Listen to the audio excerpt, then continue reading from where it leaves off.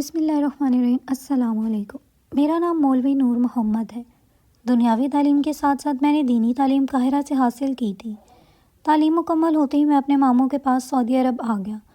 مجھے یہاں آئے ہوئے 5 سال کا عرصہ بیت چکا تھا۔ ماموں کا اپنا کاروبار تھا، میں ماموں کے ساتھ کام بھی کرواتا اور ایک مدرسے میں بچوں کو دینی تعلیم دیتا تھا۔ میرے ماموں نے مجھے ایک دن ذکر کیا کہ ایک عربی کو اپنی بیوی کے لیے بھروسہ مند آدمی کی ضرورت ہے جو اس کی بیوی کو دینی تعلیم دے، کیونکہ اس کی بیوی نے حال ہی میں اسلام قبول کیا ہے۔ عربی پیسے والا آدمی تھا۔ اس نے 3000 ریال کی آفر کی، جسے میں نے بڑی خوشی سے قبول کر لیا کیونکہ میرے لیے سائیڈ انکم تھی۔ عربی کے گھر پر جاتے ہوئے ابھی مجھے 2 ہفتے ہی گزرے تھے جب مجھے یہ محسوس ہونے لگا میں نے عربی کی آفر قبول کر کے بہت بڑی غلطی کر دی ہے۔ عربی کی بیوی طاہرہ اس وقت مسلسل میرے چہرے کو گھور رہی تھی اور بار بار یہی پوچھنے کی کوشش کر رہی تھی، مولوی صاحب خاموش کیوں ہیں؟ جواب تو دے، آخر اس قدر خاموشی کی وجہ کیا ہے؟ پھر اس کے چہرے پر چھائی ہوئی سنجیدگی میں تو یہ بھی نہیں کہہ سکتا تھا یہ جان بوجھ کر ایسے سوال کر رہی ہے۔ اس قدر معصومیت اس کے چہرے پر تھی۔ میں اگلے ہی پل سنجیدگی سے کہنے لگا، آپ یہاں سے جائیں، صبح اس معاملے پر بات ہوگی۔ اتنا کہہ کر میں دروازہ بند کر چکا تھا اور پھر لا حول ولا پڑھتا ہوا آ کر اپنے بستر پر بیٹھ گیا۔ میرے تو چہرے پر پسینہ آیا ہوا تھا جیسے میں نے منہ دھو رکھا ہو۔ میں اپنا چہرہ صاف کرتے ہوئے اپنے بستر پر لیٹ گیا۔ نیند تو کوسوں دور ہو چکی تھی۔ یہ کیسی عورت تھی، کس طرح کی باتیں کرتی تھی، کوئی شرم و حیا نام کی چیز ہی نہیں تھی۔ میں نے خود سے ہم کلام ہو کر کہا، یہ کام میرے لیے بڑا مشکل ہو سکتا ہے، ایک نوجوان لڑکی کو دین سکھانا، پھر اس کے عجیب و غریب سوالات کرنے کے بعد اگر وہ نظریں جھکا لیتی تو بھی انسان میں تھوڑا بہت پر اعتمادی بھر جاتی ہے، لیکن وہ تو میری آنکھوں میں ہی دیکھتی رہتی تھی جس سے میں مزید گھبراہٹ کا شکار ہوتا تھا۔ نہ جانے رات کا کون سا پہر تھا جب میری آنکھ لگ گئی۔ فجر کی نماز ادا کرنے کے بعد سونے کی میری عادت نہیں تھی، بلکہ میں اٹھا رہتا اور ہلکی پھلکی واک کیا کرتا تھا۔ آج موسم کافی سہانا تھا، رات کو بارش ہوئی تھی، ٹھنڈی ٹھنڈی گھاس پر بارش کے قطرے میرے پاؤں کو چھو رہے تھے اور میں اپنی ہی دھن میں وہاں پر چلتا جا رہا تھا کہ جب اچانک سے مجھے اپنے قدموں کے ساتھ قدم ملا کر چلتے ہوئے قدموں کی چاپ سنائی دی۔ میں نے سر پھیر کر دیکھا تو طاہرہ تھی۔ اس وقت بھی وہ شب خوابی کے ہی لباس میں موجود تھی۔ اسے یہاں پر چہل قدمی کرتے دیکھ کر کہنے لگا، آپ اس وقت یہاں؟ کہنے لگی، ہاں مجھے رومانٹک موسم بہت زیادہ پسند ہے، جانتے تو ہیں ایسے موسم میرا دل چاہتا ہے کہ میں تتلیوں کی طرح ہواؤں میں اڑوں۔ وہ مجھے اپنے دل کے جذبات بتا رہی تھی اور میں فوراً اس سے چند قدم دور ہٹ کر کھڑا ہو چکا تھا۔ میں کہنے لگا کہ ہاں واقعی موسم اچھا ہے، لیکن ایسے موسم کو رومانٹک نہیں کہتے، بلکہ اللہ تعالیٰ کا شکر ادا کرتے ہیں کہ اس نے ہمیں اتنا حسین موسم دکھایا اور ہمارے لیے اتنے اچھے موسم بنائے۔ یہیں پر اگر سارا سال بارشیں ہوتی رہتی تو ہم بارش دیکھ دیکھ کر اکتا جاتے، اگر مسلسل گرمی رہتی ہے تو گرمی برداشت کر کر کے ہم کوئلہ ہو جاتے، اگر بالکل ٹھنڈے رہتے تو ہماری رگوں میں خون ہی جم جاتا، ہم یہ موسم سے اکتا کر رہ جاتے، بیزار ہو جاتے۔ لیکن ہمارے رب نے کیسی یہ انوائرمنٹ سائیکل بنا رکھی ہے۔ میری بات کو بڑے غور سے سن رہی تھی۔ اسے یوں خود کو گھورتا ہوا دیکھ کر میں کہنے لگا، چلو نماز کا وقت ہو چکا ہے، کیا تم نے نماز پڑھ لی؟ تو کہنے لگی، نہیں، ابھی میری آنکھیں کھلی ہیں، اس وقت میرا نماز پڑھنے کا موڈ نہیں ہے۔ اس کے الفاظ سن کر میں کہنے لگا، نماز موڈ سے نہیں پڑھی جاتی، تم نماز پڑھنا شروع کرو، تمہارا پورا دن خوشگوار گزرے گا۔ میری بات سن کر مجھے دل کے ساتھ کہنے لگی، اچھا پڑھتی ہوں جا کر نماز۔ اتنا کہہ کر وہ وہاں سے چلی گئی۔ کچھ ہی دیر بعد اسے قرآن پاک پڑھانے کا بھی وقت ہو چکا تھا۔ سب سے پہلے تو میں نے ناشتہ کیا تھا۔ وہ عربی شخص اپنے کام پر جانے سے پہلے مجھے کہہ کر گیا تھا، آج تم سارا دن گھر میں ہی رہنا، کوشش کرنا کہ طاہرہ کو زیادہ تعلیم دے سکو۔ میں نے ان کی بات میں سر ہلا دیا۔ دراصل کافی دنوں سے وہ عربی شخص یہی رہ رہا تھا، آج ہی وہ جلدی گھر میں کام کے لیے نکلا تھا۔ بہرحال میرا کام تو سکھانا تھا، اسی بات کی ہی مجھے پیسے مل رہے تھے۔ میں اس کمرے میں پہنچ گیا جہاں پر طاہرہ موجود تھی اور میں اسے قرآن پاک سکھانے کے ساتھ ساتھ باقی دینی تعلیم بھی دیا کرتا تھا۔ میں جا کر اس کمرے میں بیٹھا تو کچھ دیر بعد طاہرہ بھی وہاں پر آ گئی۔ آج اس نے سر پر دوپٹہ لے رکھا تھا، میکسی پہن رکھی تھی جو اس کے پیروں تک آ رہی تھی۔ وہ چلتی ہوئی آ کر میرے سامنے بیٹھ گئی۔ میں نے ایک نظر اسے دیکھا تو میک اپ کی ایک تہہ اس کے چہرے پر چڑھا رکھی تھی، ہونٹوں پر سرخ رنگ کی لپسٹک تھی۔ اسے یوں تیار دیکھ کر ایک پل کو میرا دل زور سے دھڑکا تھا، لیکن اگلے ہی پل میں نے اپنے ذہن کو جھٹکا اور طاہرہ کو کہنے لگا، جاؤ وضو کر کے آؤ۔ وہ مجھے کہنے لگی، ابھی تو کر کے آئی ہوں، لیکن میں اسے کہنے لگا، نہیں، دوبارہ جاؤ وضو کر کے اپنا چہرہ صاف کرو۔ وہ کہنے لگی، کیوں مولوی صاحب، کیا میں آپ کو اس حلیے میں اچھی نہیں لگ رہی؟ یا آپ کو ڈر ہے کہیں مجھے دیکھ کر آپ بہک نہ جائیں؟ اس کے منہ سے اس طرح کے الفاظ سن کر جو میرے کانوں کی لو تک سرخ ہو چکی تھی، میں نے کہا لا حول ولا قوت، کیسی باتیں کر رہی ہو؟ اے لڑکی، کچھ ہوش میں تو ہو۔ غیر محرم کے سامنے تیار ہو کر جانا گناہ سمجھا جاتا ہے۔ ایک لڑکی کو صرف پردے میں رہ کر تیار ہونے کی اجازت ہے، یا پھر اپنے شوہر کے سامنے سج سنور کر رہنے کی اجازت اسلام میں دی گئی ہے۔ میں آپ کے لیے غیر محرم ہوں، بھلے ہی سعد ہوں، لیکن میرے سامنے آپ بالکل سادگی کی حالت میں آئیں۔ جائیں، جا کر وضو کر کے آئیں۔ میری یہ بات سن کر اس کے چہرے پر کئی رنگ آ کر گزرے تھے۔ کہنے لگی چلے ٹھیک ہے، میں آتی ہوں۔ میں سے جو بھی کہتا تھا وہ میری بات مان لیتی تھی، لیکن جس طرح وہ مجھے دیکھتی تھی مجھے نظریں جھکانا پڑ جاتا تھا۔ میں ابھی بھی یہاں پر بیٹھا دیکھ رہا تھا کہ آج طاہرہ کو کیا پڑھانا ہے۔ جب وہ واپس آئی تھی میں اسے پڑھانا شروع کر چکا تھا، وہ ٹھیک سے پڑھ بھی نہیں رہی تھی، لیکن آدھے گھنٹے بعد ہی بولی کہ میں تھک چکی ہوں، اب مزید نہیں پڑھ سکتی، میرا سر چکرا رہا ہے۔ اس حالت میں دیکھ کر میں اسے کہنے لگا پانی پی لو، ٹھیک ہو جاؤ گے، لیکن آج آپ کے شوہر کہہ کر گئے ہیں کہ آپ کو زیادہ سبق پڑھانا ہے۔ یہ سن کر وہ منہ بسور کر رہ چکی تھی۔ کہنے لگی کہ شاہ صاحبینہ مجھے ایک ہی دن میں پورا مسلمان بنانے لگا ہے۔ ارے بھائی، کلمہ پڑھ لیا ہے، مسلمان ہو گئی ہوں، باقی بھی دھیرے دھیرے سیکھ جاؤں گی۔ ایک دم سے اگر میرے سر پر یہ سب کچھ حاوی ہو گیا تو میں پاگل ہو کر رہ جاؤں گی۔ وہ میرے سامنے ہی دوپٹہ اتار کر اپنے گلے میں ڈال چکی تھی اور میرے پاس سے اٹھ کر سامنے صوفے پر نیم دراز بیٹھ چکی تھی۔ کبھی کبھی تو مجھے اس کی حرکتوں پر غصہ آنے لگتا تھا، لیکن کیا کرتا، کچھ کر نہ سکتا تھا، بالکل بچوں جیسی حرکتیں تھیں اس کی۔ کبھی کبھی تو مجھے یہ لگتا ہے شاید اس نے اسلام قبول ہی نہیں کیا، جان بوجھ کر یہ سب کچھ ڈرامے کر رہی ہے۔ لیکن جب اسے پوری دل جمی کے ساتھ قرآن پاک پڑھتے دیکھا تھا اور میری باتوں کو سنتے دیکھا تو مجھے یقین ہو جاتا کہ شاید اس کو اس ماحول میں ڈھلنے میں وقت لگے گا، دھیرے دھیرے یہ بالکل ٹھیک ہو جائے گی۔ لیکن وہاں پر اس کے بیٹھنے کے بعد جیسے ہی میں اٹھ کر اس کمرے سے جانے لگا تاکہ تھوڑی دیر باہر کی تازہ ہوا لے سکوں، کیونکہ اس وقت اس کا شوہر بھی یہاں پر موجود نہیں تھا اور اس کے شوہر کی غیر موجودگی میں میرا یہاں رہنا کچھ ٹھیک نہیں تھا، جبکہ میں اس کو پڑھا بھی نہیں رہا تھا۔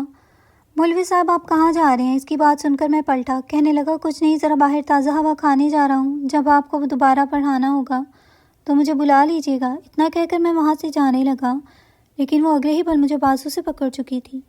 اس کا لمس محسوس کر کے میں کانپ اٹھا تھا، فوراً اپنا بازو اس کے سے جھٹکا، لیکن وہ تو میرا بازو پکڑ کر کھڑی تھی۔ کہنے لگی کہ یہاں بیٹھے نا، مجھے آپ سے بہت ساری باتیں کرنی ہیں، میرا مطلب ہے کہ مجھے دین کے متعلق آپ سے پوچھنا ہے۔ اتنا سننا تھا کہ میں اس کے آنکھوں میں دیکھنے لگا، کہیں وہ ایک مرتبہ پھر مجھ سے کچھ ایسے سوال نہ پوچھ لے جس کا جواب میرے پاس موجود نہ ہو، یا پھر میں دینا ہی نہ چاہتا ہوں۔ مجبوراً مجھے وہاں بیٹھنا پڑا۔ جیسے ہی میں بیٹھا تو وہ مجھ سے دین کے متعلق کئی طرح کے سوالات کرنے لگی۔ اس کے سوالات بھی ٹھیک تھے، اس لیے میں اس کے ہر سوال کا جواب دینے لگا، جسے وہ ٹھیک طرح سے سمجھ بھی رہی تھی۔ تبھی وہ ایک سوال پر آ کر رک چکی تھی۔ اس کا سوال ایسا تھا کہ سن کر ایک مرتبہ پھر میرے ماتھے پر بل پڑ چکے تھے۔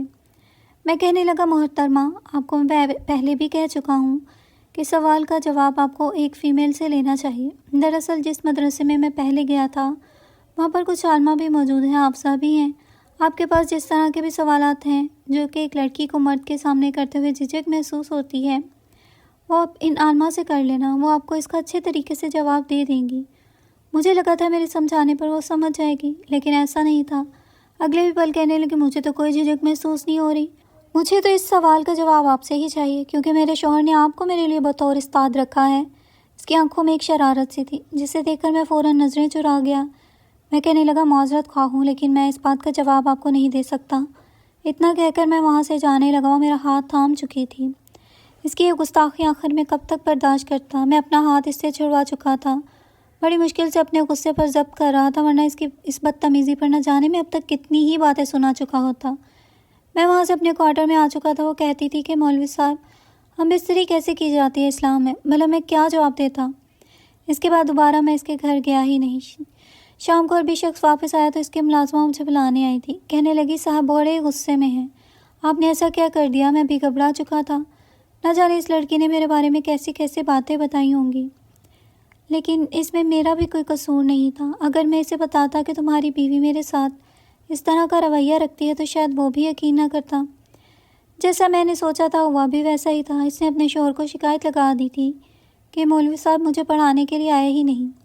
سارا دن اپنے کوارٹر میں رہے۔ جب عربی مالک نے مجھ سے پوچھا تو میں کہنے لگا، دراصل محترم آپ کی غیر موجودگی میں مجھے اچھا نہیں لگتا کہ میں آپ کی بیوی کو دینی درس دوں، اس لیے آئندہ کے بعد میں آپ کی موجودگی میں ہی آپ کی بیوی کو پڑھایا کروں گا، ورنہ میری طرف سے معذرت ہی سمجھے۔ وہ خاموش ہو گیا۔ سمجھدار شخص تھا، میرا اشارہ سمجھ چکا تھا۔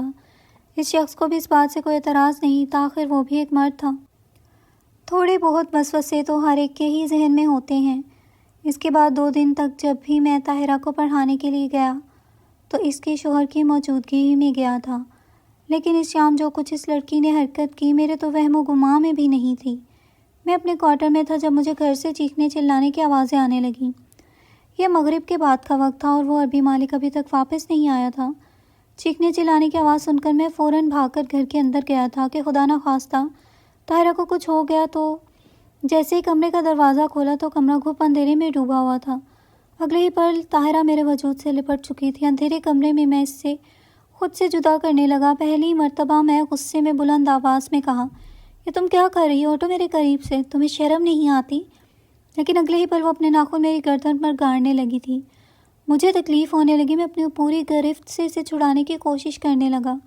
کہنے لگی، مزید کتنا دور رہو گے تم؟ جب میں ایک لڑکی خود تمہیں اپنے قریب آنے کی دعوت دے رہی ہوں تو کیوں دور ہٹتے ہو؟ اس سے پہلے کہ میں کچھ رد عمل دیتا کمرے کی روشنی آن ہو چکی تھی۔ سامنے ہی شاہ صاحب کھڑے تھے۔ جب اسے عربی شخص نے اپنی بیوی کو میری باہوں میں دیکھا تو غصے سے آگ بگولا ہو چکا تھا۔ اگلے ہی پل مجھ سے جدا ہو کر طاہرہ اپنے شوہر سے لپٹ گئی۔ رو رو کر کہنے لگی، خدا کے لیے مجھے اس مولوی سے بچا لیں۔ اگر آج آپ نہ آتے تو پتہ نہیں میرے ساتھ کیا ہو جاتا۔ میں تو اسے اچھا سمجھ رہی تھی، لیکن دیکھو یہ کیسا نکلا، ایک مرتبہ بھی اسے شرم نہیں آئی۔ وہ رو رو کر اپنے شوہر کو میرے بارے میں باتیں بتا رہی تھی جبکہ میں سر جھکائے کھڑا تھا۔ میں کہنے لگا، ایسا نہیں ہے، خدا کی قسم میں ایسا کچھ کرنے کا سوچ ہی نہیں سکتا۔ اس کی بیوی سے لپٹی دھارے مار مار کر رو رہی تھی۔ وہ تو اس سے محبت کرتا تھا، نہ جانے میرے ساتھ کیا سلوک کرتا۔ اب تو مجھے ڈر لاحق ہو چکا تھا کہیں یہ شخص مجھے پولیس کے حوالے ہی نہ کر دے، لیکن اگلے ہی پل اس نے کھینچ کے ایک تھپڑ اپنی بیوی کو مارا۔ کہنے لگا کہ بدبخت، اس شخص کو میں اپنی آنکھوں سے دیکھ چکا ہوں، شرافت اس کے کردار سے چھلکتی ہے، میں کبھی بھی اس پر شک نہیں کر سکتا، لیکن تم جو حرکات کرتی پھرتی ہو میں ان کو نظر انداز بھی نہیں کروں گا۔ پھر بھی تصدیق کرنے کے لیے میں ابھی اپنے گھر میں لگے CCTV کیمرہ کو دیکھتا ہوں۔ CCTV کیمرہ جو کہ اس کے کمرے کی بالکونی میں لگا ہوا تھا، اس میں واضح ظاہر تھا کہ لڑکی نے کیسا تماشا رچایا تھا۔ حقیقت کھل کر اس کے شوہر کے سامنے آ چکی تھی، جبکہ میں بری ذمہ تھا۔ میں نے کوئی گناہ کیا ہی نہیں تھا۔ وہ لڑکی گھبرا سی گئی۔ بڑی ہی قسمیں اور وعدے سب کچھ یاد دلایا، مگر شاہ صاحب اس سے پوچھنے لگے تھے، بتاؤ تم نے یہ سب کچھ کیوں کیا؟ میں تو تم سے اتنی محبت کرتا تھا، کیا تمہیں مجھ سے کوئی محبت نہیں تھی؟ یہ سن کر رو رو کر کہنے لگی، بات یہ نہیں ہے۔ دراصل میں نے مسلمانوں کے بارے میں بہت کچھ سن رکھا تھا کہ وہ اپنے عقیدے کے پکے ہوتے ہیں۔ ان کے سامنے تو کوئی بے حجاب لڑکی بھی آ جائے تو پکے عقیدے والا مسلمان کبھی بھی اپنے آپ کو بھٹکنے نہیں دیتا۔